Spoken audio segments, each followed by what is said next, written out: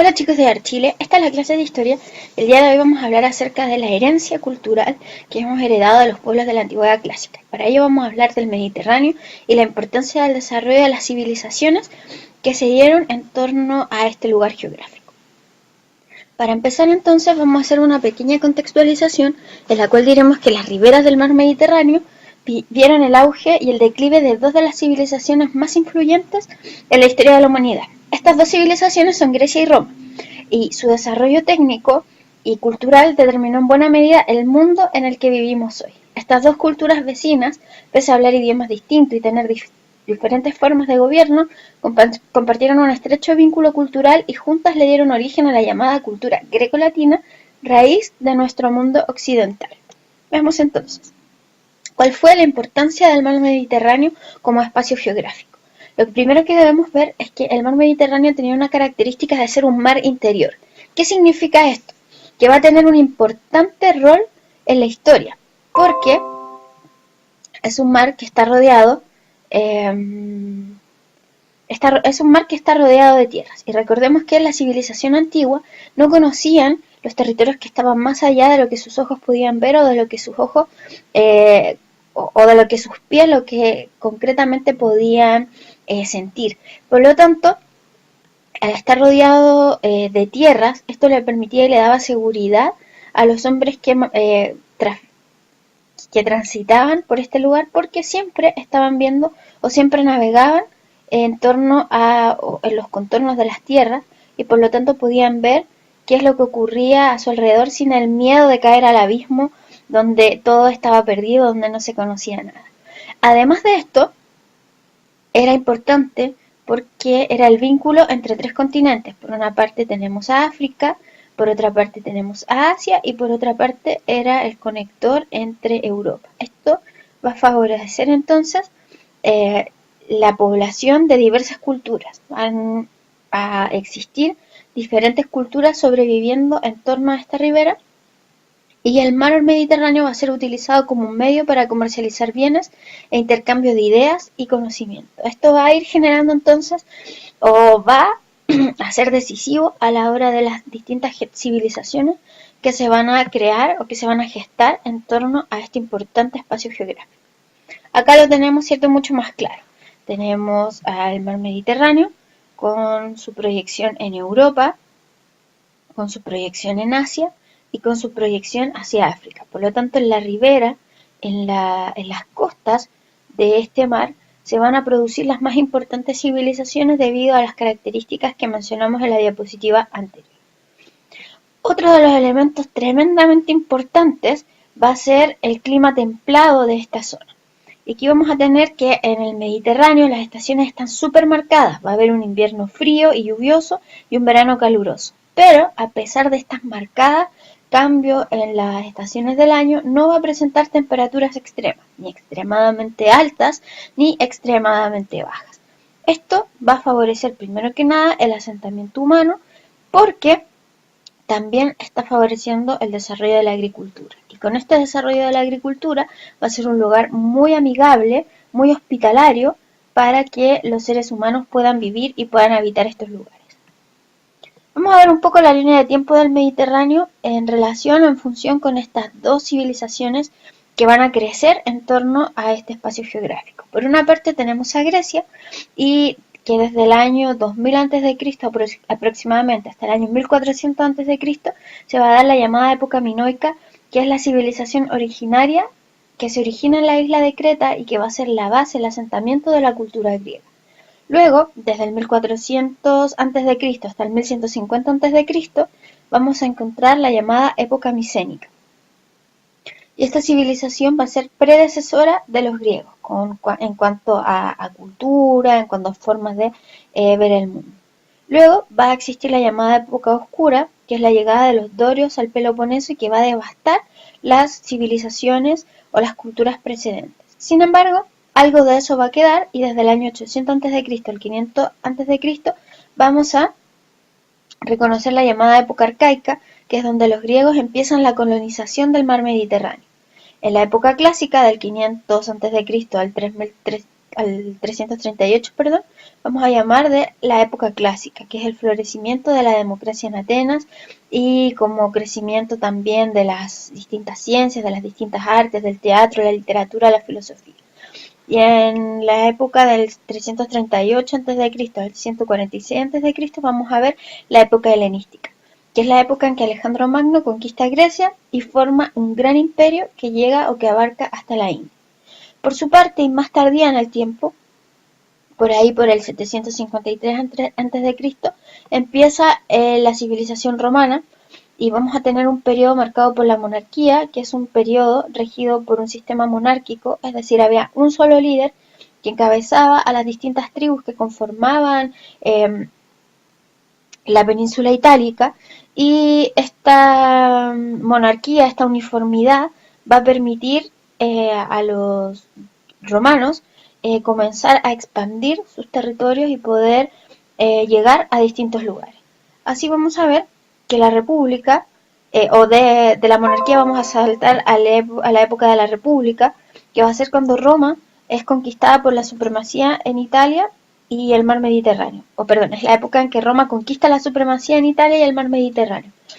Y finalmente, en el 27 a.C. y el 476 después de Cristo es la máxima expansión de la civilización romana. En el 476 después de Cristo cae la ciudad de Roma y entonces vamos a ver el fin de este imperio, el fin de esta civilización. Vamos a ver que las ciudades del Mediterráneo en la antigüedad clásica va a estar dada por una serie de ciudades muy importantes que van a favorecer sobre todo el comercio y el intercambio cultural. Una de estas ciudades fue la de los fenicios. Y vamos a ver que durante la antigüedad el mar Mediterráneo fue un espacio de exploración, colonización, pero también de conflicto. Hubo muchas culturas, como los fenicios que viajaron de un extremo al otro del mar, como decíamos, siguiendo sus contornos, para fundar nuevas colonias y reclamar sus recursos. Este proceso dio origen a centros urbanos de gran importancia histórica, algunos de los cuales van a ser, por ejemplo, Roma.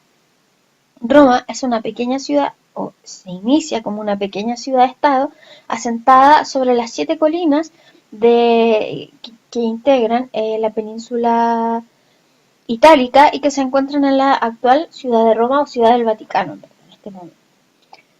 Va a ser una ciudad sometida por sus vecinos, los etruscos, quienes desde el norte van a estar asediándolos constantemente hasta lograr conquistarlos y formar la monarquía de la que hablábamos hace un rato anterior, pero que luego de esta invasión y luego de esta conquista vamos a ver cómo Roma logra expandirse desde todas las perspectivas, no solamente desde el punto de vista geográfico, sino que también cultural, y va a bautizar al Mediterráneo y lo va a llamar el Mare Nostrum, es decir, el mar nuestro, porque va a llegar un momento, como se aprecia en la imagen pequeñita, en que todo el contorno del mar Mediterráneo va a pertenecer al Imperio Romano.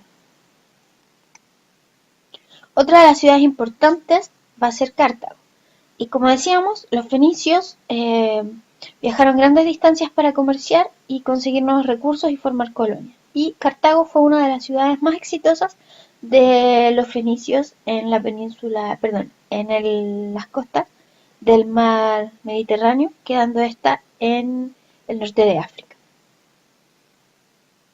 Otras de las ciudades importantísimas del mar Mediterráneo en la antigüedad fueron las ciudades-estado griegas. Una de ellas, la principal de ellas, es Atenas, que es la mayor potencia marítima de Grecia y que más tarde va a dar sitio, va a dar hogar a los más grandes pensadores y científicos no solo de la antigüedad clásica, sino que a estas alturas del mundo, de la sociedad. Otra de las ciudades-estado griegas importantes va a ser Esparta, cuya característica fundamental es que es una sociedad altamente militarizada y que tuvo el mejor ejército terrestre de la antigüedad. Y otra de las ciudades importantes va a ser Antioquía, que fue fundada en el siglo IV a.C. y que tuvo una privilegiada posición geográfica porque se localizaba en el cruce de las rutas comerciales del Mediterráneo con el interior de Asia. Entonces, esta ubicación estratégica le permitía también florecer en cuanto al comercio, en cuanto a lo que es el comercio. Entonces vamos a ver las ciudades estratégicas del mar Mediterráneo. En el 1 tenemos a Atenas, en el 2 tenemos a Esparta. Acá va a estar ubicada la ciudad de Antioquía y en este lugar va a haber otra ciudad llamada Alejandría, que fue fundada en el año 331 a.C. y que se localizó también en una zona estratégica de África para el comercio portuario. De esta forma entonces tenemos con estas 4 ciudades principales la uniformidad de los 3 continentes. Por una parte Europa, por otra parte Asia y por otra parte África. Los espacios geográficos de los griegos. La península de los Balcanes, que es donde está ubicada actualmente Grecia y donde se ubicó la civilización griega antigua, era un espacio geográfico caracterizado por una geografía muy montañosa. Esta geografía montañosa tenía pocas zonas cultivables, pocas zonas aptas para la agricultura. Esto motivó a los griegos a la búsqueda de nuevos espacios cultivables y esta búsqueda de nuevos espacios cultivables también los llevó a la formación de ciudades que eran independientes. No había una alta interconexión entre una y otra ciudad. Por otra parte, vemos que la península de los Balcanes está rodeada por el mar Egeo, o colinda con el mar Egeo, en el cual existe un montón de islas pequeñitas, y el florecimiento de estas islas pequeñitas favoreció la pesca y el comercio marítimo, y que fueron actividades trascendentales para la cultura griega. Y por otra parte, el clima mediterráneo, que también fue tremendamente importante para los griegos y que favoreció la vida al aire libre y estimuló el desarrollo de actividades como el deporte, las artes, la política y la filosofía, que en el caso de los griegos se daba en el ágora, que era una suerte de plaza donde se podían desarrollar todas estas actividades al aire libre. Por su parte, el espacio geográfico de los romanos, vamos a ver que también es una zona montañosa que está marcada por una columna vertebral llamada los Apeninos, pero a diferencia de los griegos, donde solo quedaban estos sectores montañosos y muy rocosos, los Apeninos formaron numerosos valles. Estos numerosos valles favorecieron, junto con el clima mediterráneo, el cultivo del trigo, de la aceituna, de las viñas y además del pastoreo. Cuando hablamos del pastoreo nos referimos, ¿cierto?, a ovejas, a cabras, etc. Y esto llevó o favoreció la economía de los romanos a través de 2 productos fundamentales, que fueron el vino y el aceite de oliva.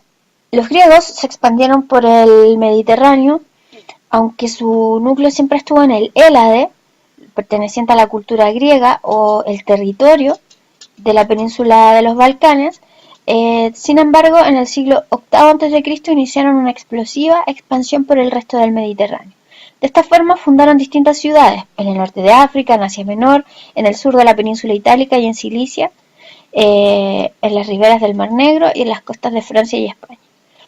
No se sabe muy bien las causas por qué los griegos inician esta expansión, pero se cree que pudo haber sido por un aumento explosivo en la población y las consecuentes escasez en las tierras cultivables, o también la búsqueda de nuevos mercados donde llevar sus productos y también abastecerse de materias primas como madera y metales para la construcción de sus ciudades.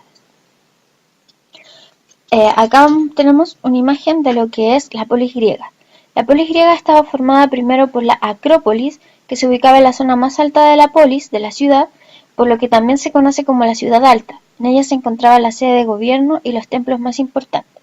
Es importante señalar que con esta expansión que tuvo el imperio griego, vamos a tener que no era muy difícil tener un poder centralizado, un poder que los organizara a todos. Recordemos que en esta época las comunicaciones no eran lo que son hoy en día. Por lo tanto, esta desconexión geográfica va a llevar a la necesidad de formar estas ciudades que eran independientes y que tenían, como vimos, este gobierno central. Aunque todas las colonias griegas distinguían y sabían que existían diferencias entre ellas, sabían que los elementos comunes eran mucho más importantes que las diferencias que los separaban. Por lo tanto, estaba el pueblo griego, y este pueblo griego se separaba de todos los otros pueblos que eran los pueblos bárbaros, es decir, de aquella lengua que no se puede entender, que es inteligible. Entonces, como vemos, la polis griega está formada por la Acrópolis, sede del gobierno. También estaba la Asti, que era la llamada ciudad baja y era donde vivía la población. Aquí se localizaba el ágora o la plaza pública principal, las viviendas y los diferentes mercados y parques. Y los terrenos agrícolas que estaban ubicados detrás de los muros para el cultivo de cereales, de vides, olivos y árboles frutales, así como la crianza de animales como ovejas, terneros y cabras. Ya, entonces así más o menos se conformaba la polis griega. Por su parte, la expansión romana por el Mediterráneo se dio a comienzos del siglo IV a.C. Y su fuerza expansiva radicó fundamentalmente en la fuerza militar, porque tenían un ejército altamente disciplinado y muy eficiente, además de técnicas bélicas y armamentos mucho más tecnológicos y mucho más sobresalientes que lo que existía antes de los romanos. Por lo tanto, Roma logró abarcar toda la cuenca del Mediterráneo, como vimos en unos mapas anteriores, y se convirtió de esta forma en un gran imperio.